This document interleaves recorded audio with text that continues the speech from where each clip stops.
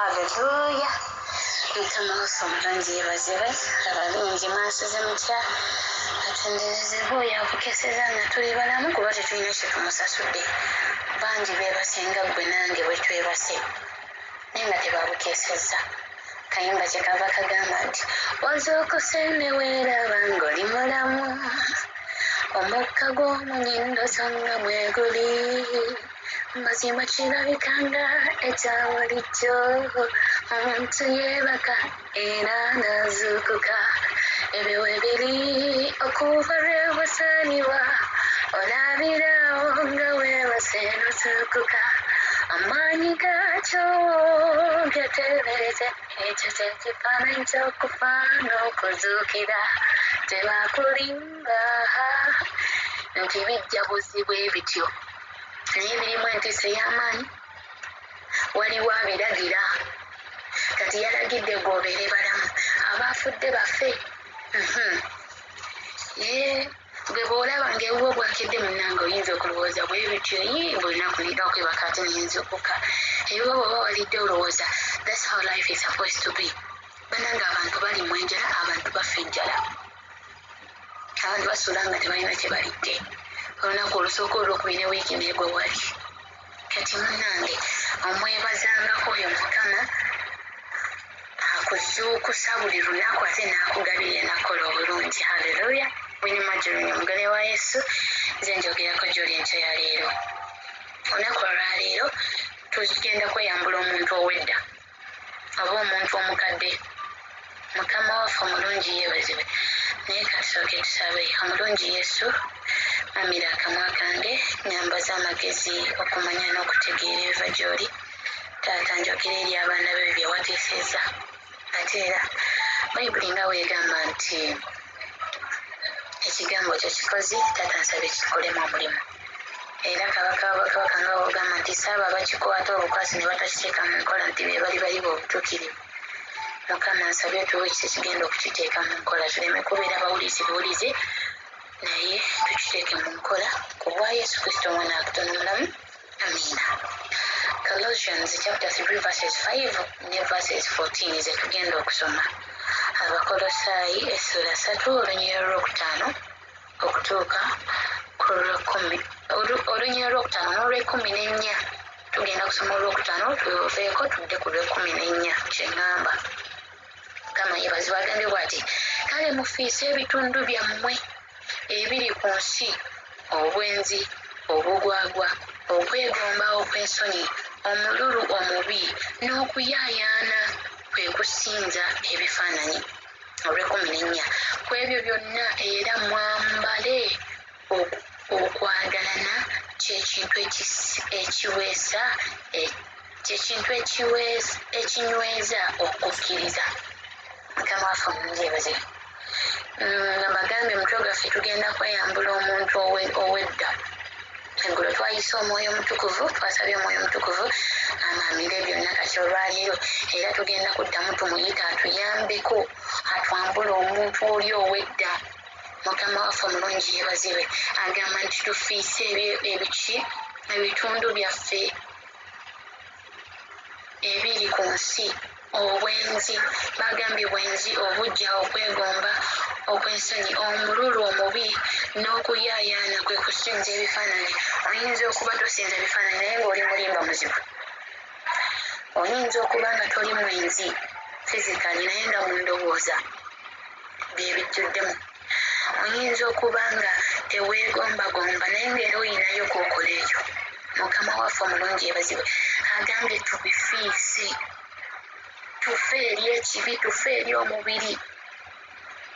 Eri era ndowooza Colossians 3:18 still wagambira nti tusirwale eri ensi tulyoke tubalibwe okuba ab'amagezi.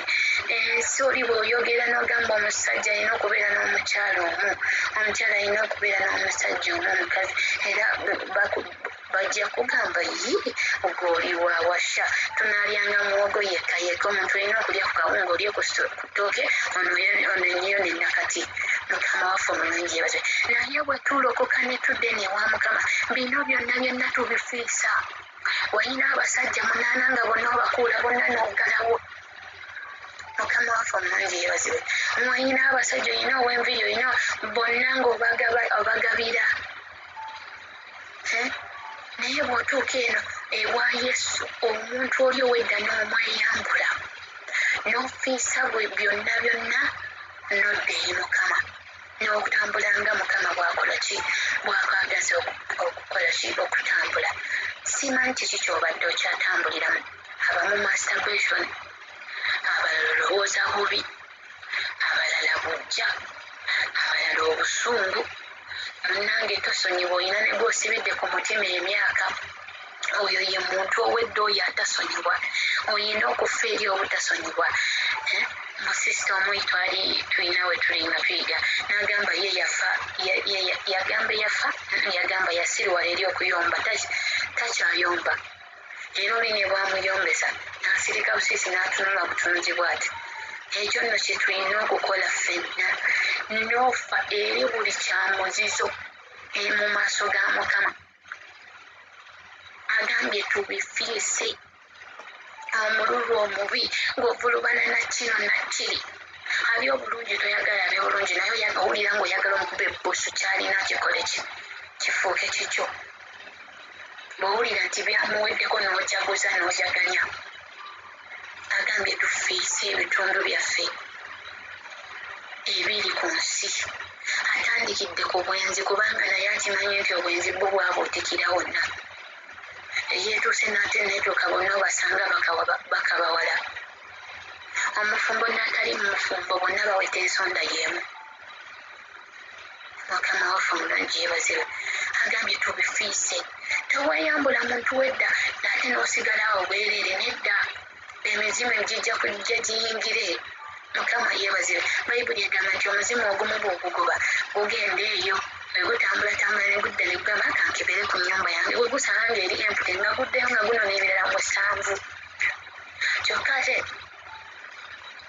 nagwo kennyini nga gujjirako nga giryoka gituula gisiisira kitegeeza kyo kino lwaki atugambye nti bwe tubyeyambule ate tusseewo okwagalananga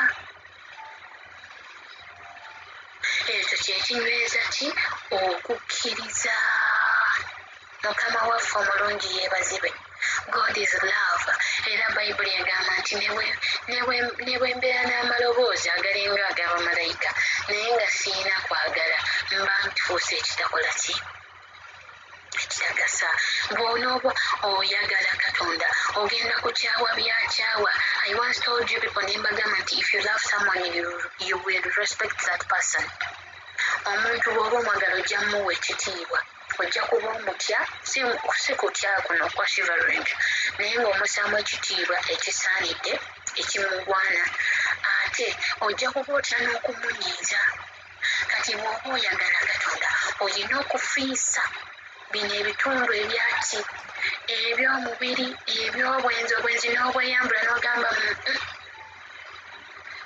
kino kati kanyweze mpaka mukama waanampa omwami mukama waffe omulungi yeebazibwe obujja n'obweyambula n'otandika okusanyuka n'abasanyuka n'okaaba n'abakaaba nga tokyalina kiri eri ekyokulaba munoolabye bamukubye embaga aguze emmotoka n'osula nga tonaabye n'osula nga teweebase n'owulira nga kikujigijja mukama waffe omulungi yeebazibwe omusombadde omuli yatuwako ku bujulizi n'agamba alina muganda we ne bonna baafu kati bwakyalimu muganda we naafuna omulimu mu bayindi bw'afuna omulimu mu bayindi n'amugamba bagenda kumupa emitwalo 5 kyokka ye n'empala ayinaemu obujja ne bumukwata bwe yasula teyeebase aba akyali awo obujja bukyamukutte muganda we ng'akomawo amugamba wayita ebbanga n'amugamba omanyi nti omuyindi yangambye ngende mu driving school emala okufuna pamiti agenda kumpa emmotoka anyongeze n'omusaala munsumbatte omwagamba kolo yasula n'okunaaba takoze eki naabye n'emmere yamulema okulya lowooza olaba omuntu gweweemalako wekka emirembe olw'obujja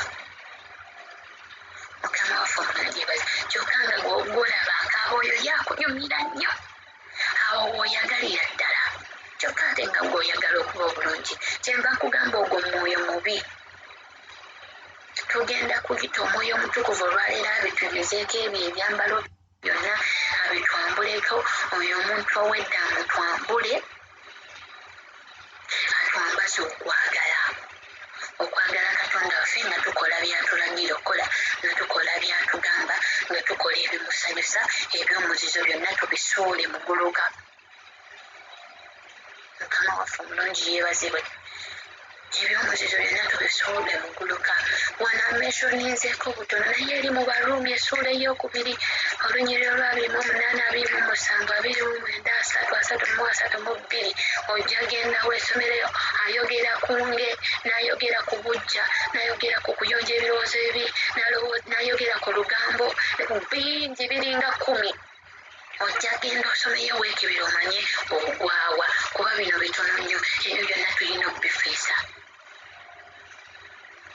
Bagalatiya essuula ey'okutaano olunyiri olw'19 agamba nti ebikolwa eby'omubiri naye ebikolwa by'omubiri bya lwatu beebiriwa obwenzi obukaba obujja ojja gendayo obyesomere byebyo ebibala ebyo byennyini byatugambye nti tufiise naye ate era still the same book Galatians 5:22 ebibala eby'omwoyo nabyo bikola ki bitulaga sijja kusomerayo temwagala kusoma bayibuli bantu mmwe mwesomereko bayibuli zammwe nammwe oluusi wano nze nyinza okuba neerogoza nenjogera olunyiriri nga kituufu lutuufu ndogedde nga we luli naye ate nga nsobeezaamu ekitabo oba chaputa oba vaasi mukama yeebazibwe naawe tekinga tayimu onoonye weesomereyo ate osome chaputa yonna mukama waffe omulungi yeebazibwe ojja kulaba mbadde nkugamba Galatians 5:22 ojja kulaba ebibala eby'omwoyo omutukuvu byatwagaza era n'okwagala mwekuli nga wano bwatugambye nti tufiise biri ate tuzzeewo okwagala twambale okwagala nga bw'oyambala n'oggumira n'otayita bwereere bwe tutyo bwe tulina okwambala okwagala nga tekuliko neeno ku feesi lwokka weekuti naye nga kuviira ddala eri mu mutima okwagala okuteekulumbaza okwagala okutanoonya byako okwagala okutaliiko conditions okwagala okutakola ki okwagala tekukola kimubimanyi mukama waffe mulungi yeebazibwe singa mubadde wano mbadde nja bagamba mubi nnyinyonnyole naye sibalaba kati nina kwefiirako nzekka mukama waffe omulungi yeebazibwe agambye tufiise ebitundu byaffe eby'emibiri ku nsi obwenzi obujja okwegomba okw'ensonyi omululu omubi gukutuusa n'okutwala ekitali kikyo okutuusa n'okutta omuntu oba okitegeera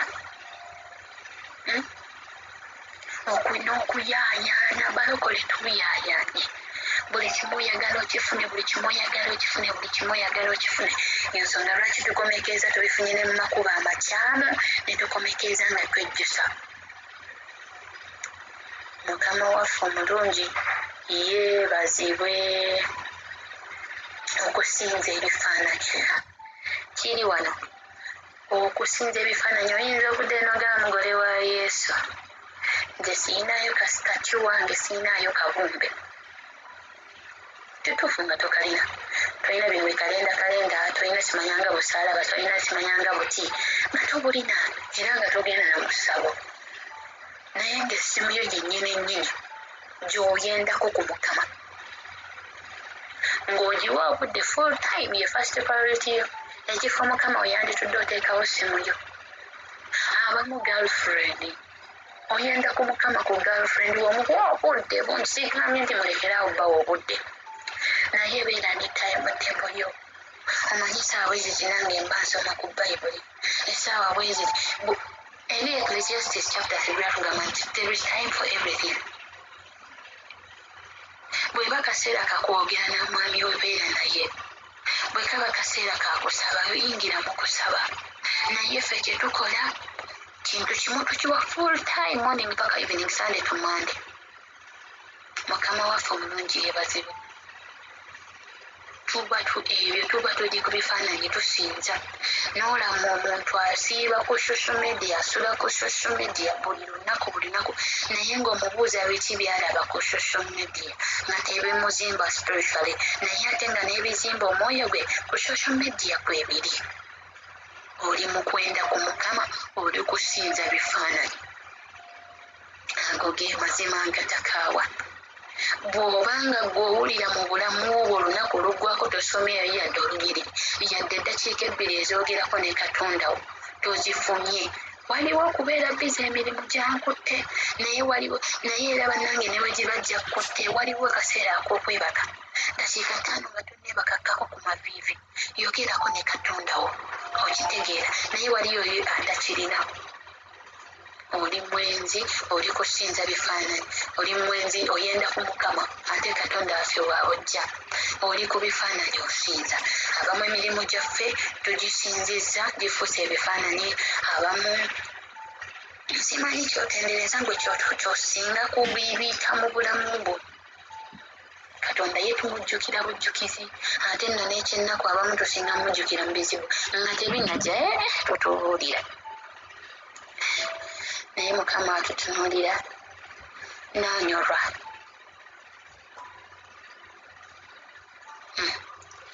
Mukama waffe omulungi yeebazibwe. Tugenda kusaba omwoyo wa mukama enkya ya leero